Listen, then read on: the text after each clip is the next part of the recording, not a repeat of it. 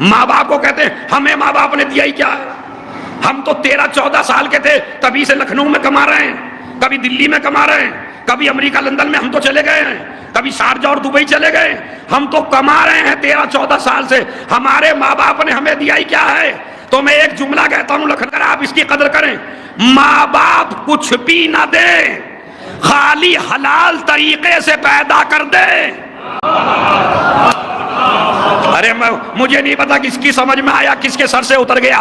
ماں باپ کچھ بھی نہ دیں، خالی حلال طریقے سے پیدا کر دیں تو کبھی بھی ماں باپ کا بدلہ ادا نہیں ہو سکتا، اس لیے کہ پاکیزہ ولادت نہ دولت سے ملتی ہے، نہ اقتدار سے ملتی ہے، یا ماں سے ملتی ہے یا باپ سے ملتی ہے۔ آپ اگر راضی، نبی نے فرمایا ہما جنتک و نارک، یہی ماں باپ تیرے لیے جنت ہیں اور یہی ماں باپ تیرے لیے جہنم ہے۔ یعنی نماز روزے سے جنتی ہونے کا فیصلہ نہیں ہوتا، پہلے دیکھیے گھر میں ماں باپ راضی ہیں یا ماں باپ ناراض ہیں۔ اگر ماں باپ راضی ہیں تو آپ جنتی ہیں، اور اگر آپ ماں باپ ناراض ہیں تو آپ کا جنت سے کوئی رابطہ نہیں ہے۔ اس لیے کہ جنت حرام ہے اس انسان پر جو ماں باپ کو ناراض کر دے، اس کے نصیب میں جنت نہیں ہے جو ماں باپ کو ناراض کر دے۔ اس لیے کہ قرآن کہتا ہے انشکر لی ولوالدیک، میرا شکریہ ادا کرو، اپنے ماں باپ کا شکریہ ادا کرو۔ اور پھر 8ویں امام نے فرمایا من لم یشکر والدہ لم یشکر اللہ، جو ماں باپ کا نہ ہو سکے وہ کبھی خدا کا نہیں ہو سکتا۔ قرآن کہتا ہے میرا شکریہ ادا کر یا اپنے ماں باپ کا شکریہ ادا کر۔ پھر امام فرماتے ہیں جو ماں باپ کا شکریہ ادا نہ کر سکے وہ کبھی خدا کا شکریہ ادا، ریزن، وجہ، ہم نے تو ایسے بندے دیکھے ماں باپ سے نہیں بنتی لیکن بڑے نمازی ہیں، بڑے حاجی ہیں، بڑے روزے دار ہیں، بڑے دین کے پابند ہیں، بڑے اللہ اللہ کرنے والے ہیں، بڑے قرآن کے حافظ ہیں، ماں باپ سے نہیں بنتی۔ بس ہم کیا کہتے ہیں اگر ماں باپ کے نہ ہو سکے تو کبھی خدا کے آپ نہیں ہو سکتے۔ دلیل آپ کو میں بتائی دیتا ہوں، مالک وہ ہے، پالنے والے یہ ہیں، رب وہ ہے، حفاظت کرنے والے ماں باپ ہیں، رازق وہ ہے، کھلانے والے یہ ہیں، چلاتے ہیں یہ، مسجد میں لاتے ہیں یہ، امام باڑے میں لاتے ہیں یہ، درگاہ میں لاتے ہیں یہ۔ اللہ بتایا تو انہوں نے، مولا بتایا تو انہوں نے، درگاہ بتائی تو انہوں نے، رشتہ داریاں بتائی تو انہوں نے، کعبہ بتایا تو انہوں نے، قرآن بتایا تو انہوں نے، حدیث بتائی تو انہوں نے۔ کون سی چیز ہے جو تمہیں ماں باپ نے نہیں بتائی؟ اللہ کہتا ہے جو نالائق ان کا نہ ہو سکا، جو دکھائی دے رہے ہیں وہ اس کا کیا ہوگا۔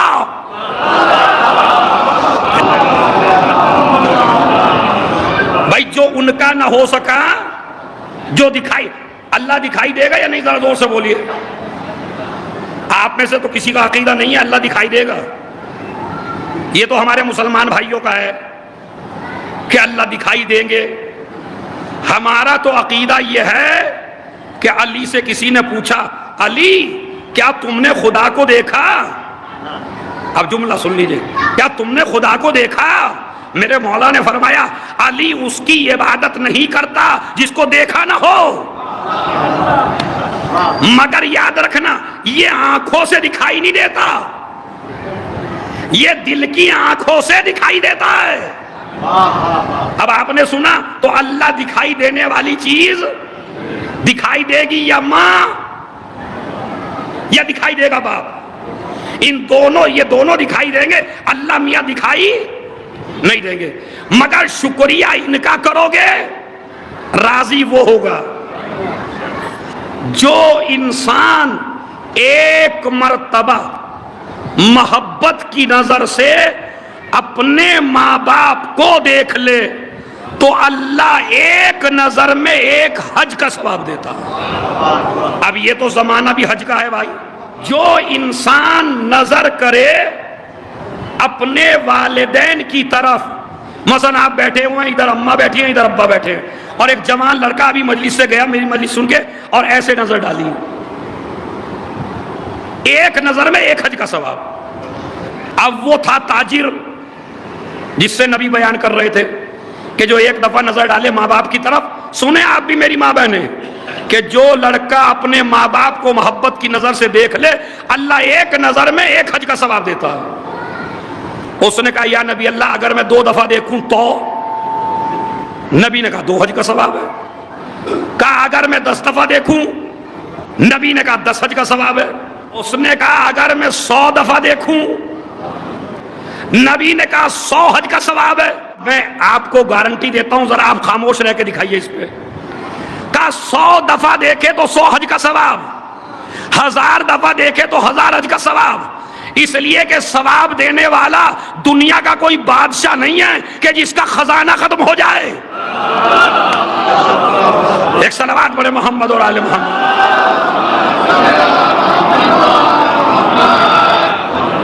آپ سمجھ رہے ہیں کہ جو انسان ایک دفعہ نظر کرے کس کی طرف؟ ماں باپ کی طرف، 1 حج کا ثواب ہے۔ اچھا 1 حج میں کتنا پیسہ لگتا ہے؟ تقریباً 6-7 لاکھ روپے۔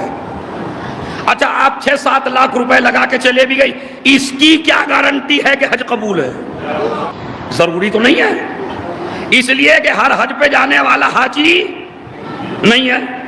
حج پہ جائے اور مکاری نہ چھوٹے، حج پہ جائے غداری نہ چھوٹے، حج پہ جائے اور بھائی کا حق مارے، حج پہ جائے ماں باپ کو ناراض کرے، تو ایسے اب چاہے وہ 6 لاکھ کیا 10 لاکھ بھی لگا لے، حجر اسود کے پاس مر جائے، کعبے کے اندر مر جائے، تو ضروری نہیں جس نے 6 لاکھ لگایا ہو اس کا حج بھی قبول ہو۔ اس کا مطلب ہے، مگر نبی کیا کہتے ہیں؟ جو محبت کی نظر سے ماں باپ کو دیکھ لے 1 حج کا ثواب، کا 100 دفعہ دیکھے کا 100 حج کا ثواب، اس لیے کہ خزانہ دینے والا وہ خدا ہے کہ خزانہ لینے والے کم ہو سکتے ہیں لیکن اس کے خزانے میں کوئی کمی ہونے والی نہیں ہے۔ یا تو یہ حدیث ہے ماں باپ کے بارے میں، اس کے بعد حدیث ہے جو اپنے بیوی بچوں کو محبت کی نظر سے دیکھے وہ بھی عبادت۔ خالی ماں باپ کے بارے میں حدیث نہیں ہے، ورنہ کتنی خواتین ایسی ہے جو بیٹھی ہوں کہ جناب مائی کے بارے میں ہے کہ بیوی کے بارے میں نہیں ہے، کہ جو انسان اپنی بیوی کو محبت کی نظر سے دیکھے اللہ رحمتیں برساتا ہے۔ اب دلیل پوچھیں گے، دلیل کیا ہے؟ اگر نامحرم کی طرف دیکھنا حرام ہے، بھئی اگر نامحرم کو دیکھنا حرام ہے تو جس سے شادی ہوئی ہے اس کو دیکھنا ثواب ہے۔ اسی طرح اپنے بچوں کو دیکھنا، اگر لڑکا آفس سے آنے کے بعد اپنے چھوٹے بچوں کو محبت کی نظر سے دیکھے، اسلام کہتا ہے یہ بھی عبادت ہے۔ تو ماں کو دیکھا تو عبادت، بیوی کو دیکھا تو عبادت، اپنے بچوں کو دیکھا، بلکہ اسلام تو یہ کہتا ہے اگر تیری دعا کبھی قبول نہ ہو رہی ہو اور تو بہت زیادہ پریشانی میں مبتلا ہو اور تیری دعا اللہ سن نہ رہا ہو تو تجھے کہیں جانے کی ضرورت نہیں ہے، اپنے گھر میں اپنی بیوی کو اپنے برابر میں بٹھا، اپنے چھوٹے چھوٹے بچوں کو سامنے بٹھا، اللہ سے دعا کر، بچوں سے آمین کہلوا۔ میں توجہ چاہتا ہوں، میں تمہیں کوئی تعویذ نہیں بتا رہا ہوں بھائی، ایک صلوات بھیجے محمد اور آل محمد۔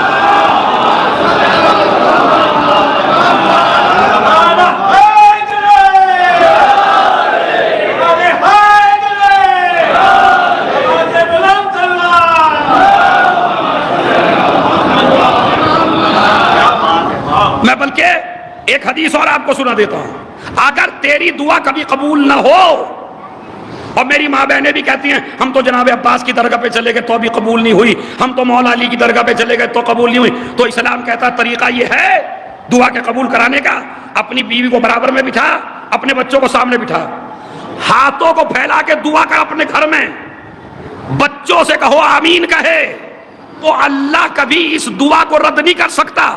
کیوں؟ اس لیے کہ تیری دعا قبول ہو یا نہ ہو، لیکن معصوموں کی زبان سے جو آمین نکلا، معصوموں کی آمین خدا کبھی رد نہیں کرتا۔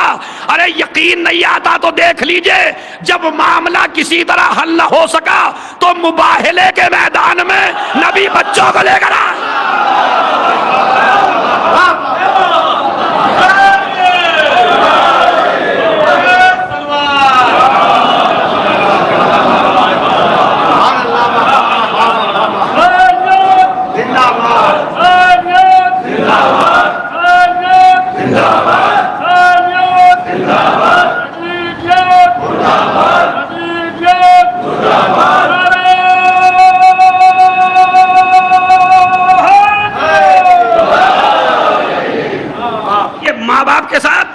اسی طرح اگر آپ کی دعا قبول نہ ہو رہی ہو تو اپنے ماں باپ سے کہو اماں ابا تم میرے لیے دعا کرو. تو دعا الوالد لولد کا دعا النبی لامت، باپ کی دعا بیٹے کے حق میں اسی طرح قبول ہے جیسے نبی کی دعا امت کے حق میں. اور اگر آپ کو میں ایک مثال دوں، ماں کی دعا اسی طرح اللہ کو قبول ہے کہ اللہ جب کسی کی نہ سن رہا ہو تو اس کی ماں سے دعا کرا دو، تو اللہ کبھی ماں کی دعا رد نہیں کرتا. اب میں پھر کہہ رہا ہوں سمجھدار مجمع ہے، اگر باپ امام بھی ہو، خدا کی قسم سمجھ گئے تو زندگی بھر ذائقہ آتا رہے گا، اگر باپ امام بھی ہو تو باپ دعا نہیں کرتا، ماں سے کہلواتا ہے دعا کراؤ. یقین نہیں آتا تو کربلا میں دیکھ لیجئے، حسین امام ہیں مگر کہا لیلا سے کہو. یہ مصائب کا جملہ ہے جو میں نے فضائل میں سنایا ہے. یہ لیلا سے دعا کرانے کا مطلب کیا ہے؟ مولا حسین آپ تو امام ہیں، آپ معصوم ہیں، آپ امام زمان ہیں، آپ دعا کر دیجئے اکبر کے حق میں. کہا نہیں، ماں کی دعا اللہ کبھی رد نہیں کرتا. اسی لیے عزیزو میرے جوانوں میں جب تمہارے گناہ اتنے زیادہ ہو جائیں کہ تم کو امید نہ رہے کہ پروردگار مجھے بخشے گا یا نہیں، مجلس عزا کا مقصد ہی ہے کہ آپ کوئی چیز ایسی سیکھ کے چلے جائیے کہ جس سے زندگی میں تبدیلی آ جائے. اس لیے کہ حر تبدیلی کا نام ہے،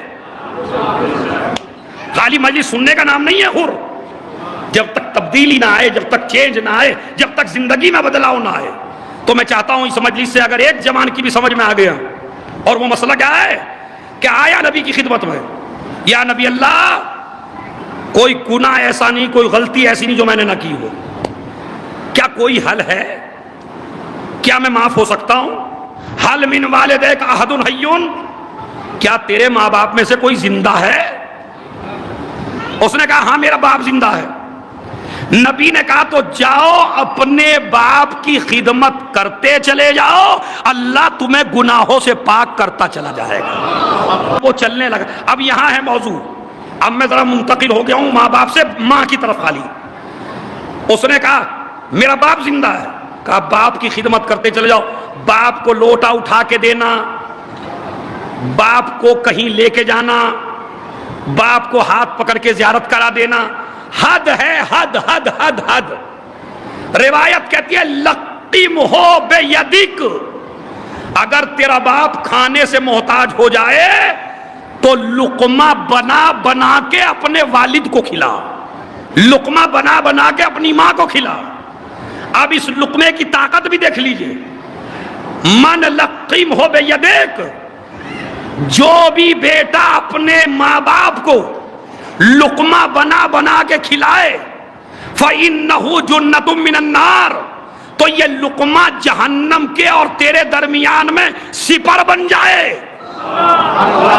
محشر میں تمہیں جہنم کی طرف لے جایا جائے گا تو یہ لقمہ آ جائے گا جہنم کے اور تیرے بیچ میں، اور لقمہ کہے گا میں اسے جہنم میں نہیں جانے دوں گا، اس لیے کہ میں وہ لقمہ ہوں جو اس نے ماں باپ کو کھلایا تھا. کمال کی بات ہے، سنی بھی اس روایت کو مانتے ہیں. لقمے میں اتنی طاقت ہے کہ وہ جہنم سے روک لے تو علی اور فاطمہ کی محبت.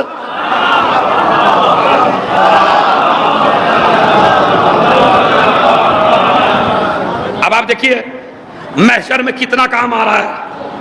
اسی طرح عزیزو یاد رکھیے، جانے لگا یہ جوان شخص تو نبی نے فرمایا کاش اس کی ماں زندہ ہوتی. مطلب یعنی باپ کی خدمت کرنے سے بھی گناہ ختم ہوتے ہیں، لیکن اگر ماں زندہ ہوتی تو گناہ اور جلدی ہلکے ہوتے، اس لیے کہ ماں کا رتبہ باپ سے. ارے آپ باپ ہیں تو حق تو کہیے بھائی، ماں کا رتبہ زیادہ ہے یا باپ کا؟ نبی کی خدمت میں آیا یا رسول اللہ کس کی خدمت کروں؟ کہا ماں کی. کس کی کروں؟ کہا ماں کی. کس کی خدمت کروں؟ کہا ماں کی. چوتھی مرتبہ کہنے لگے باپ کی. تو اس کا مطلب ہے 3 حصے ماں کے ہیں. احترام کا ایک حصہ باپ کا ہے، اور چونکہ آپ باپ ہیں تو آپ کو داد دینی بھی پڑے گی اس بات کی جتنی خدمتیں ماں کی ہیں نا اتنی خدمتیں باپ کی نہیں ہیں، اس لیے کہ ساری خدمتیں جو بھی کرتی ہے ماں زیادہ کرتی ہے.